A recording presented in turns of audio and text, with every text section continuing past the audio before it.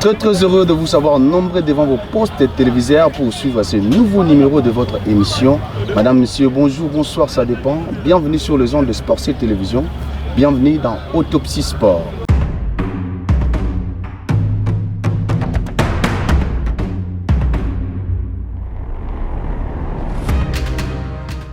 Dans ce nouveau numéro de votre émission, nous allons parler de l'athlétisme.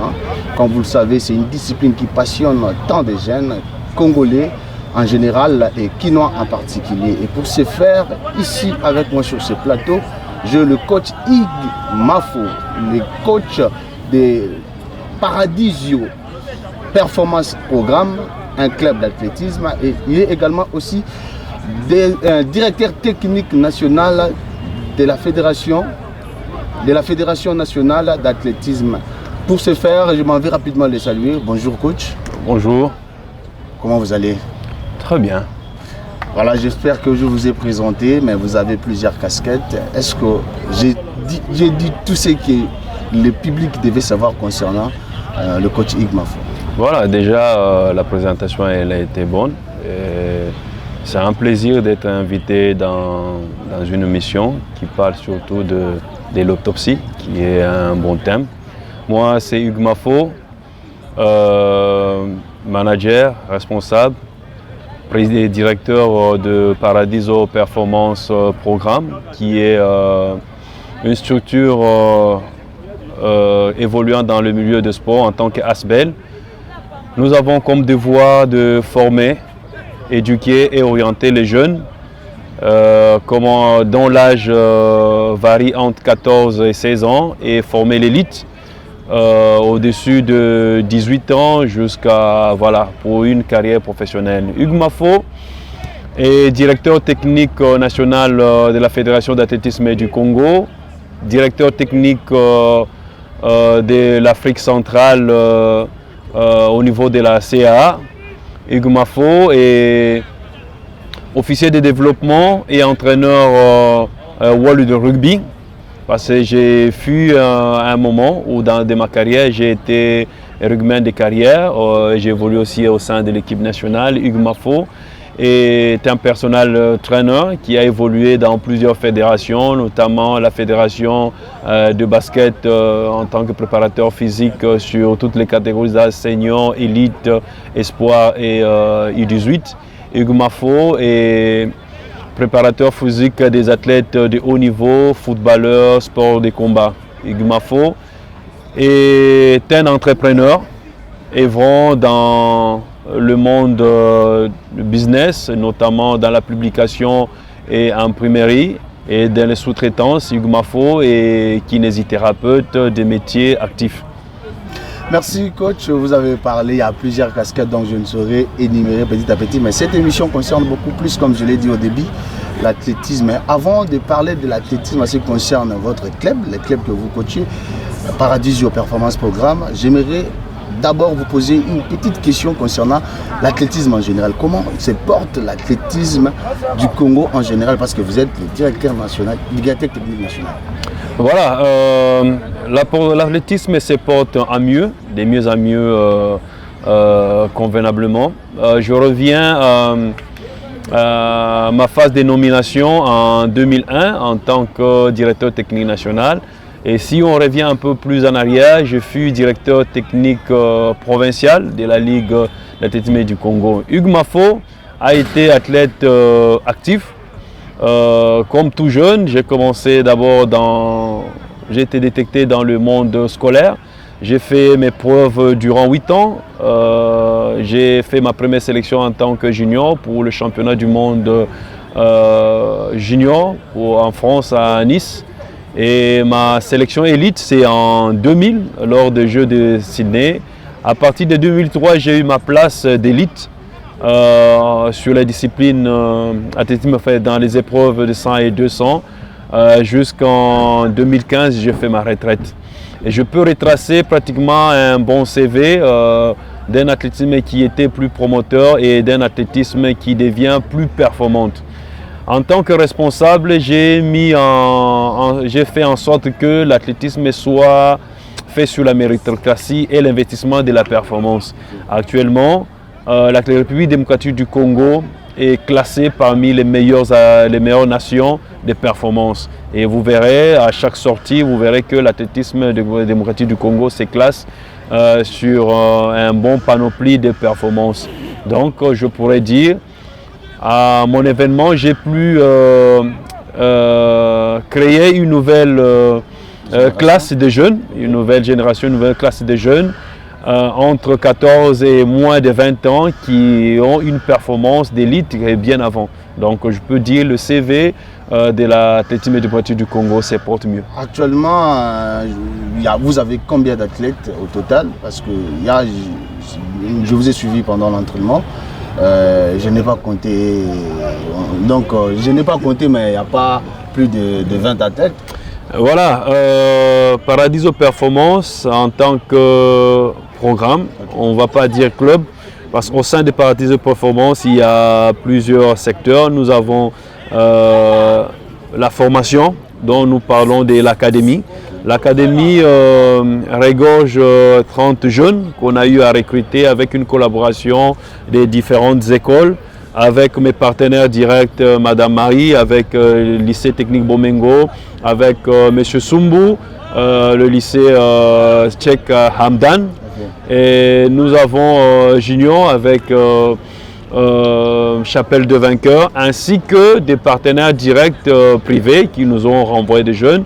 On a dû retenir 30 jeunes. Ces jeunes sont répartis en 3 groupes. Il y a ceux qui sont des après-midi, donc qui ont la possibilité de s'entraîner le matin avec le groupe des élites. Il y a ceux qui viennent que le vendredi et le samedi, notamment lycée Bomengo, tous les jeunes venant de Ndjili.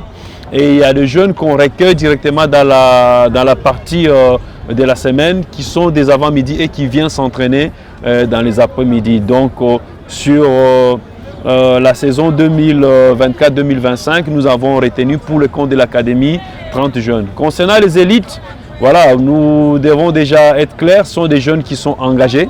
Il y a ceux qui sont des étudiants, il y a ceux qui sont des travailleurs, il y a ceux qui sont libres, qui évoluent en privé, qui ont le temps de s'entraîner le matin. C'est comme ça, vous avez vu le groupe une partie de groupe qui s'entraîne le matin. Dans les après-midi, nous avons une seconde partie de ceux qui seront dans la salle et ceux qui vont travailler dans le groupe des après-midi. Nous pouvons signaler, il y a ceux qui sont un peu blessés, ils sont un peu malades, donc il fait qu'un groupe a été moins de 10 élites de la journée d'aujourd'hui. Est-ce que vous pensez l'organisation de championnats en République démocratique du Congo vous met à l'aise dans l'encadrement de la jeunesse, parce que vous faites un grand travail en encadrant ces jeunes, comme vous venez de le dire.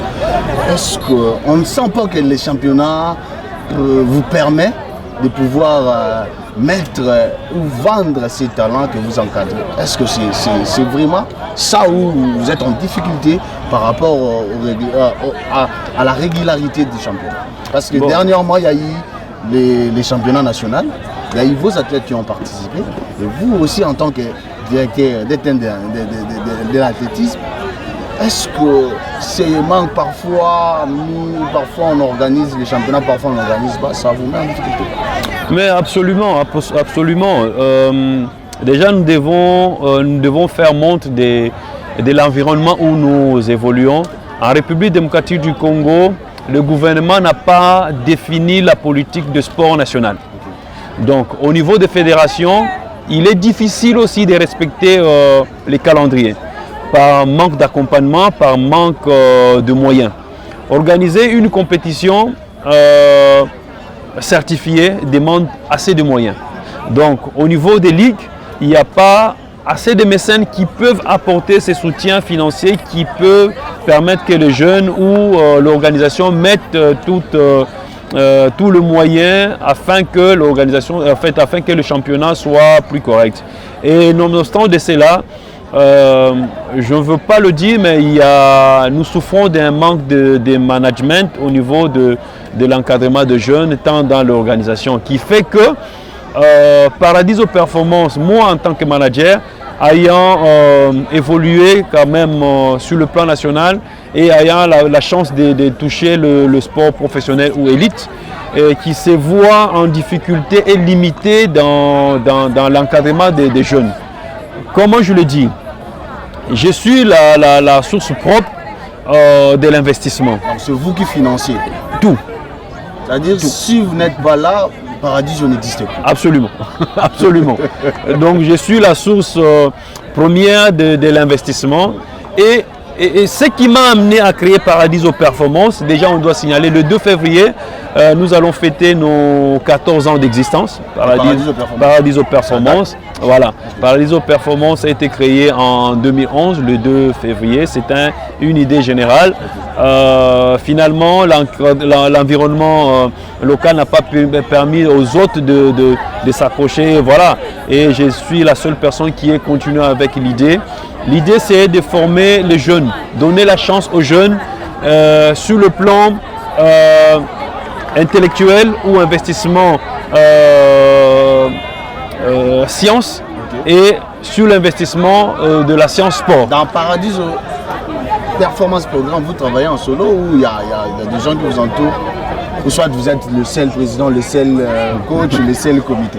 Voilà, Paradiso Performance, dont je suis le directeur général. Je suis secondé de Frida Mafisango, qui est mon secrétaire général et chargé des ressources humaines. J'ai un médecin, le docteur Ali, qui vient de remplacer docteur Harris. J'ai 3 entraîneurs. Coach Chiro, c'est un ancien olympien. Il a eu à participer aux Jeux Olympiques de Barcelone. C'est un grand frère. J'ai un ami chargé de courses de fond, Alain Koulou. J'ai actuellement des entraîneurs partenaires dont j'ai cité directement les écoles lycée Bomengo Mama Marie, qui est conférencière de sport d'âge, n'est-ce pas, de kit athlétisme. Nous avons Coach Sumbu qui est spécialiste de marche athlétique, qui a déjà un bon CV avec le record national de tous ces athlètes. Nous parlons de Aruna Moyo et Ladissa Mouzeza, qui est la nouvelle record roumaine sur le chaîne national. J'ai d'autres partenaires en tant qu'entraîneur qui viennent solliciter la science. Donc Paradiso Performance, nous avons parlé d'un programme qui n'est pas monopolisé par une seule personne. À l'intérieur de Paradiso Performance, tout le monde est manager. Si vous avez une idée à développer, Paradiso Performance est prêt de vous laisser un espace d'échange ou d'épanouissement. En sorte, on peut dire, c'est cet aspect qui forme et qui promouvoit les autres. Voilà. Ça va continuer, nous allons avancer petit à petit, mais revenons d'abord par rapport à la question de l'organisation des championnats ici en République démocratique du Congo. Ça, c'est une parenthèse. Est-ce que vous êtes expert, vous êtes athlète, vous étiez athlète, aujourd'hui vous êtes directeur national? Comment expliquer la contre-performance ou la méforme, l'échec de l'athlétisme lors des derniers Jeux Olympiques par exemple? Voilà, il ne faut pas qu'on dise les choses avec beaucoup de légèreté. L'athlétisme, c'est une discipline qui est vraiment diverse. Et surtout à l'interne, il compte 25 épreuves. Pour avoir une médaille ou pour faire une finale, ça demande assez de moyens. Les nations qui se respectent, ils octroient à leurs athlètes des bourses olympiques où ils financent une formation. Je prends l'exemple actuellement, le Gabon a envoyé ses athlètes en Afrique du Sud. Il les a dotés d'un budget partiel de 80 000 $. L'objectif 2028, il doit avoir ses athlètes en finale, mais pas avoir une médaille. La République démocratique du Congo, les athlètes aussi étaient équipés, même en dernière minute. Non, la performance, c'est pas en dernière minute. La performance, la préparation, c'est en amont. Nous avons une saison de 9 mois. On prend l'exemple le plus simple. Si nous avons une année olympique telle que 2028, c'est maintenant qu'il faut commencer à investir, à mettre le moyen. C'est maintenant qu'il faut déjà avoir une base de données des athlètes à peu près prometteurs qui peuvent avoir cette possibilité d'avoir une finale d'abord. Nous avons la mentalité de rassembler en dernière minute pour... Il ne faut pas condamner les athlètes. Le gouvernement doit se voir dans son devoir d'investir. Pourquoi au football on le fait ou dans d'autres disciplines? Et pourtant les disciplines olympiques, nous en avons, je crois, 70 quelques ou 50 quelques. Les fédérations qui se mettent plus de moyens, nous sommes une trentaine. Mais en ce sens-là, le comité olympique et le gouvernement devaient se doter de cette possibilité. La loi sportive dit ou énumère tout cela. Si on appliquait la loi sportive, moi je crois qu'on aura moins de problèmes. Mais pourquoi pas? Parce que vous êtes directeur, parce que je fais ceci. Directeur, coach, permettez-moi. Vous êtes directeur technique national. Mais il y a eu une polémique autour de ces derniers Jeux Olympiques. Oui. Apparemment, c'est lui qui a représenté l'athlétisme, oui. C'est un athlète qui évolue au niveau de l'Europe. Pourquoi vous n'avez pas aligné un athlète qui vient de la République démocratique du Congo, un produit du Congo? Voilà, le Jeux Olympiques, le championnat du monde, c'est l'élite, c'est la sommité. On fait la promotion de l'élite, pas de l'amateurisme. Je peux prendre n'importe qui. Vous voulez dire que non, l'athlétisme ici au Congo, c'est de l'amateurisme? C'est l'amateurisme. La plupart des fédérations, c'est amateurs. Okay. C'est pas professionnel. Okay. Il n'y a personne qui vit de ces métiers-là. Quand on parle de la profession, voilà. Déjà, moi, le directeur technique national, tous les directeurs techniques n'ont pas le salaire de base. Nous ne sommes pas suivis, nous ne sommes pas pris en charge par le gouvernement ni les fédérations. Okay. Donc ça, il faut déjà qu'on mentionne.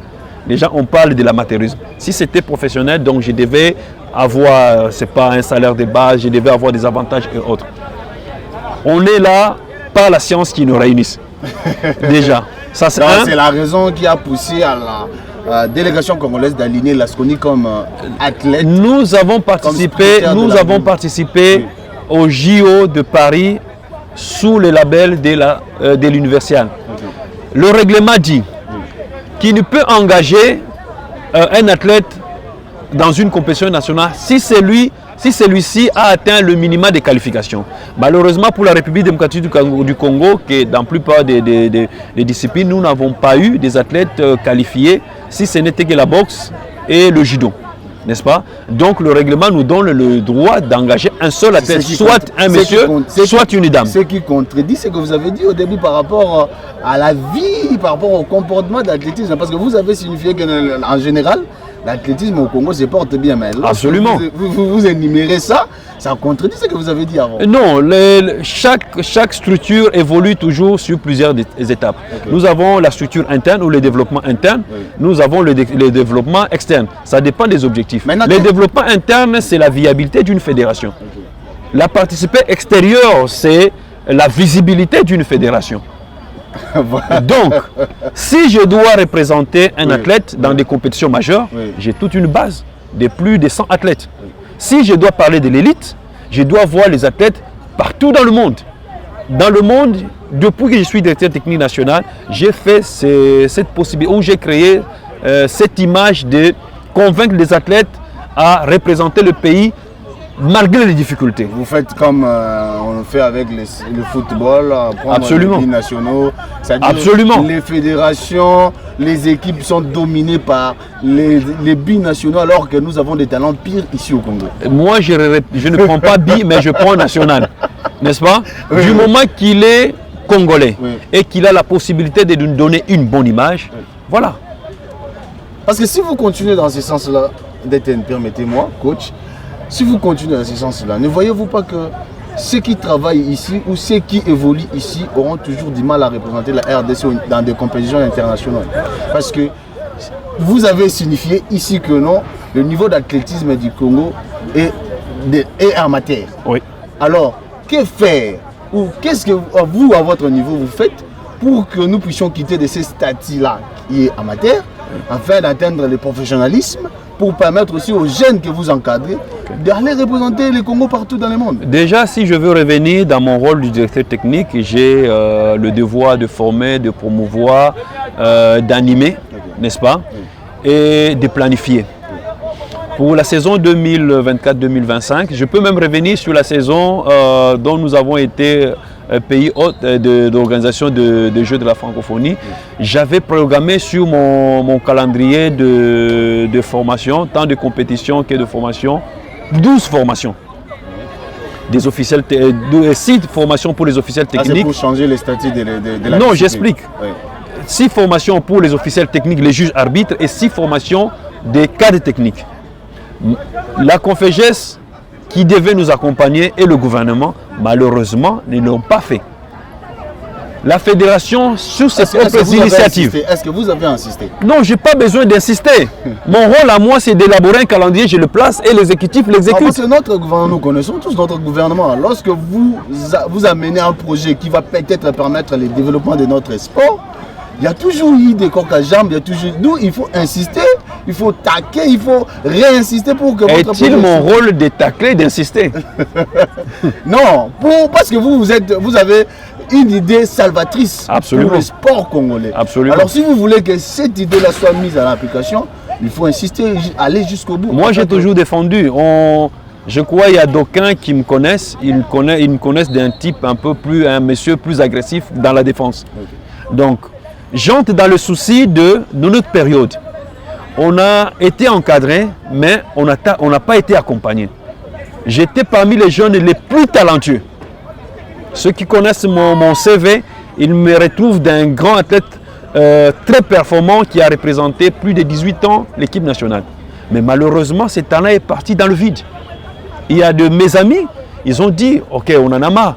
Si une occasion s'est présentée, je reste là où, peut-être si je ne sais pas, voilà, en Europe et autres. Une raison de plus de pouvoir... Et moi, j'ai fait ce sacrifice-là. Je l'ai toujours dit à haute voix. Oui. Je n'ai pas besoin d'aller rester quelque part pour vouloir chercher ma vie. J'ai fait mon sacrifice suprême. Je suis en train de mettre mon expertise, mon savoir, par rapport à l'accompagnement de la fédération, qui m'a doté aussi de plusieurs formations, qui me permet aujourd'hui d'avoir une place au niveau de la Confédération africaine en tant que juge arbitre international, qui s'est distingué. Parmi les juges qui ont été distingués avec 90, au-dessus de 90%, donc 95%. Là, voilà. Coup de chapeau. Voilà.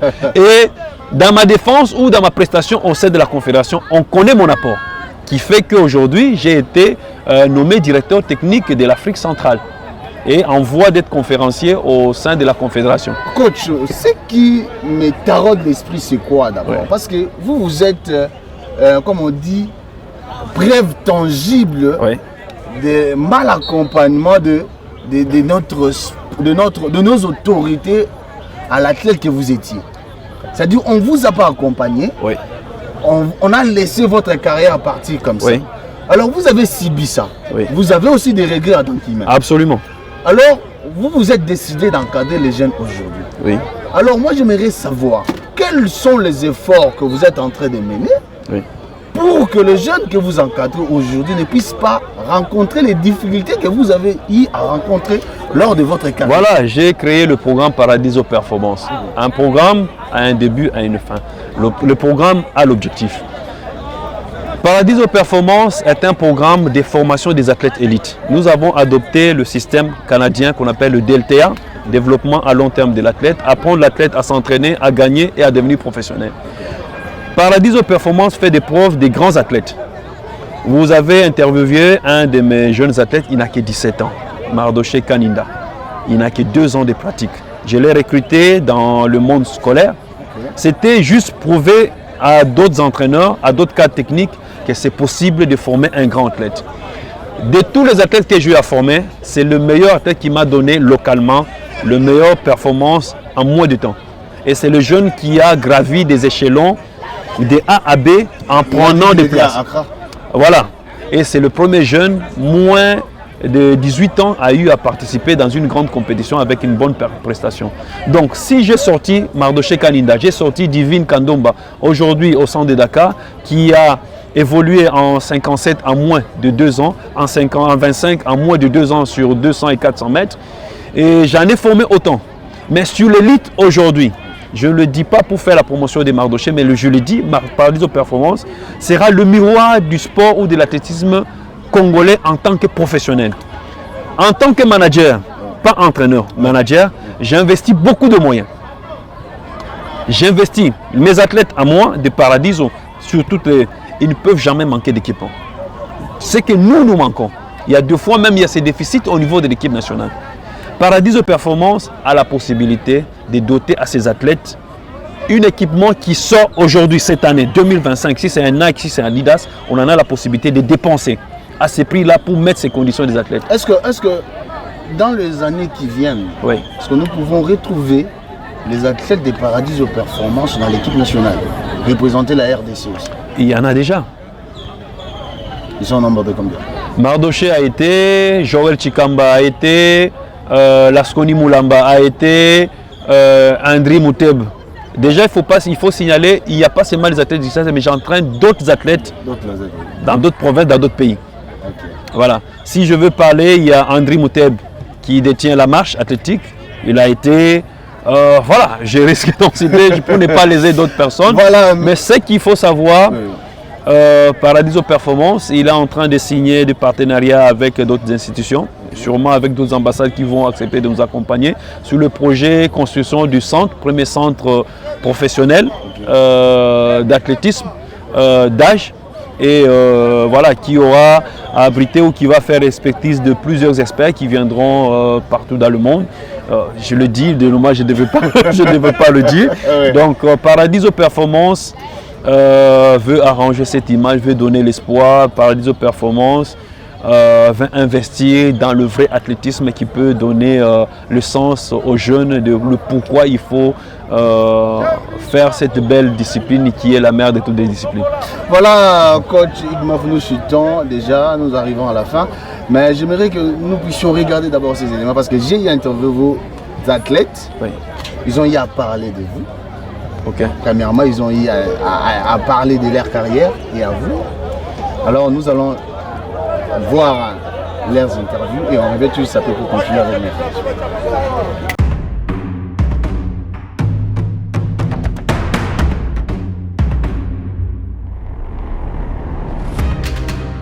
C'est Victoria Mboussa.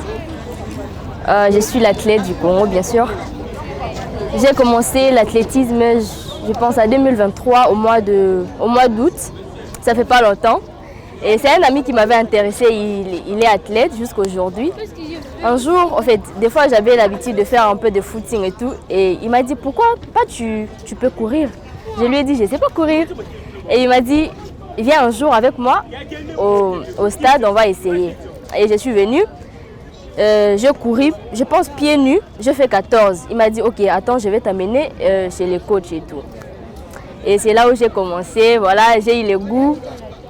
J'ai participé au championnat national qui a eu lieu, je pense, il y a 2 mois passés. Et j'étais la championne, voilà, j'ai eu les médailles d'or.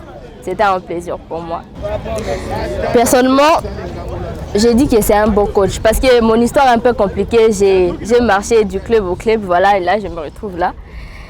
Depuis que je suis là, je sens que j'ai eu la performance. J'ai amélioré le chrono et tout. Voilà, je pense que c'est un beau coach. Il veut le meilleur, il voit le meilleur aux gens. Donc, il s'intéresse aux personnes qui travaillent, voilà. C'est quelqu'un qui éduque, à la fois il entraîne, à la fois c'est un papa, c'est un mentor, c'est un coach, c'est le boss en fait. Il construit en nous, il nous donne de l'espoir, il nous fait savoir le meilleur de nous en fait. En fait, c'est quelqu'un qui n'est vraiment pas hypocrite.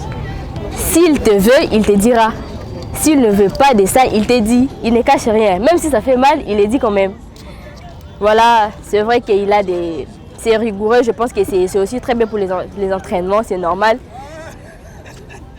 Des fois, nous, on voit ça dans le mauvais sens, mais bon, c'est dans les normes, on est des enfants, des fois, on trébuche, voilà, il nous fait revenir toujours. C'est quelqu'un de bien. Qu'est-ce que toi, tu détestes chez lui? Qu'est-ce que toi, tu détestes? Parce que là, tu as parlé seulement de ses bons côtés. Mais qu'est-ce que toi, tu détestes? Son côté sombre. En fait, les côtés sombres, bah, c'est vrai qu'il est colérique, ça c'est vrai. Il est colérique. Et quand il décide, par exemple, si tu es puni, même si tu demandes pardon, non, tu dois d'abord faire la punition. Même si ça va prendre du temps, tu fais d'abord la punition et puis tu vas revenir. Il est très colérique et s'il sait que c'est pour une bonne cause, même si tu viens avec des justifications, il te punit quand même. Ça fait mal, mais on n'a pas le choix. Quand il m'a mis Mardoché, je suis athlète congolais, je suis sprinter, je suis à 100 mètres, je suis 200 mètres. Je bandi athlétisme en 2022. Je suis parmi les athlètes qui sont sélectionnés dans Francophonie. Après Francophonie, j'ai participé aux Jeux africains à Accra. Et jusqu'à aujourd'hui, après, j'ai participé au championnat national par rapport à coach Hugues, entraîneur nakoloba na nakuta na entraîneur Boité aza excellent à apprendre à makambo belé par rapport à la vie na bano mené avant na vie sportive na sport mususu par rapport à l'athlétisme aza coach moko aza excellent a motiver biso de plus alingaka bathlète to balela te alingaka bathlète to balinga travailler pour mériter place na eux.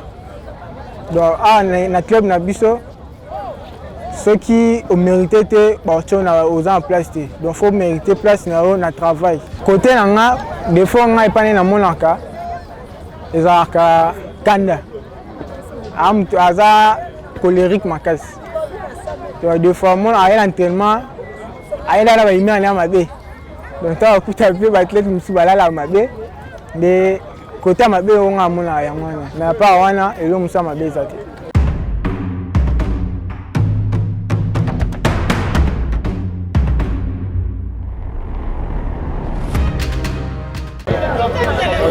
Voilà, de retour sur ce plateau.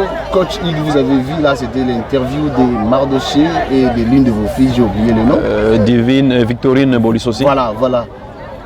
Les deux athlètes ont bien parlé de vous, mais ils ont relevé un défaut commun que eux voient auprès de vous, c'est la colère. Moi, je crois que c'est l'avantage. Deux fois, c'est pas la colère, mais c'est la rigueur. La rigueur. Deux fois, d'aucuns disent que je suis orgueilleux, oui. Mais moi, je crois que c'est être sévère. D'aucuns disent que je suis très colérique, mais moi, je crois que c'est la rigueur.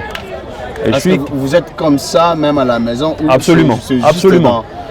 Lorsque absolument. Vous entraînez. Je ne sais pas s'ils m'ont appelé papa, mais d'habitude, tous mes athlètes m'appellent papa. Ok. L'éducation que je donne à mes enfants, ceux qui viennent chez moi, ils savent que ce n'est pas l'armée, mais c'est la droiture. C'est focus, c'est l'objectif. Je n'ai pas le temps à passer, mais j'ai du temps à gagner. Voilà. Coach, je vous ai vu en train d'entraîner. Qu'est-ce que vous êtes en train de préparer? Voilà, nous sommes sur double phase.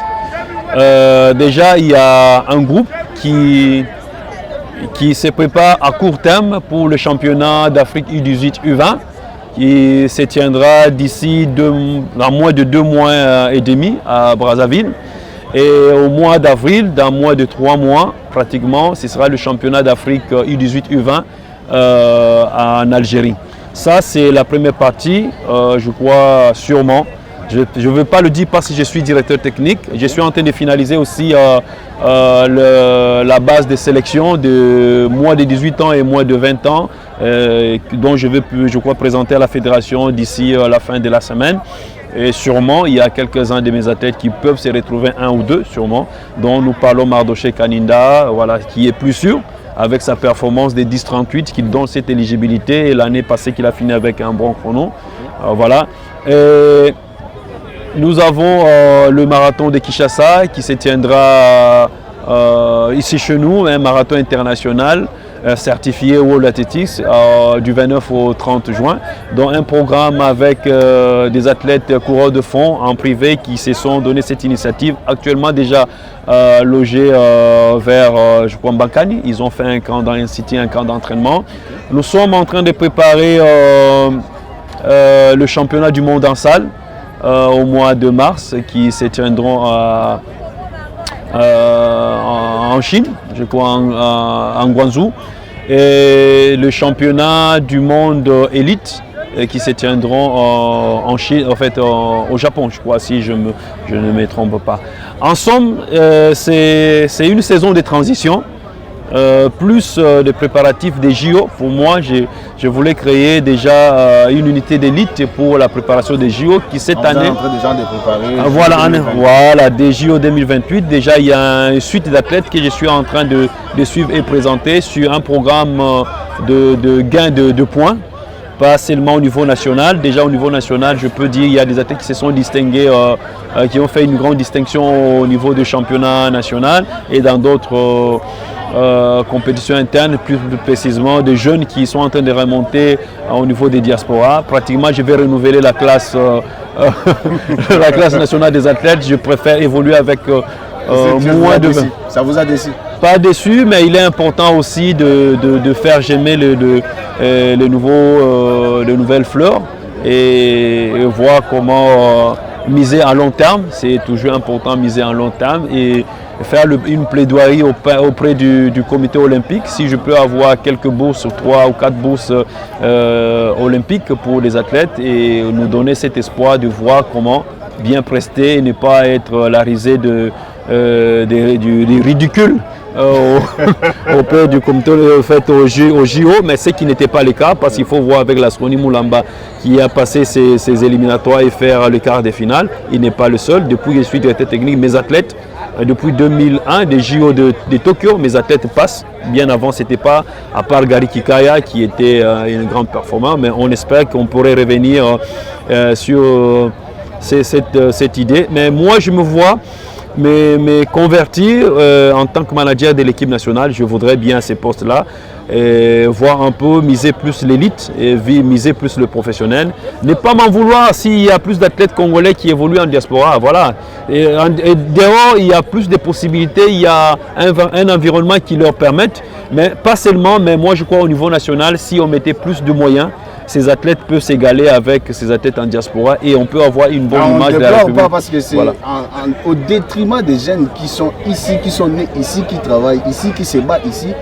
Voilà, c'est au détriment de ces jeunes-là que nous voulons qu'il y ait de l'équilibre. Non, correctif. Dans la sélection. Les athlètes sont formés en club. Oui. Ce n'est pas en équipe nationale. Non, j'ai dit par voilà. Oui, j'ai dit donc on doit pousser, oui. On doit doter, on doit accompagner les clubs à être viables. Pratiquement, si je veux regarder tout le club au niveau de la République démocratique du Congo, sans modestie, faire paradis aux performances et quand même plus c'est donner plus de moyens. Mais les autres, ce sont des regroupements, la sympathie et le souci des anciens pratiquants, des anciens dirigeants qui se disent est-ce que je peux regrouper ces jeunes? Mais les mettre dans les conditions, c'est un peu difficile. D'où il y aura toujours ces manques-là de performance ou de niveau.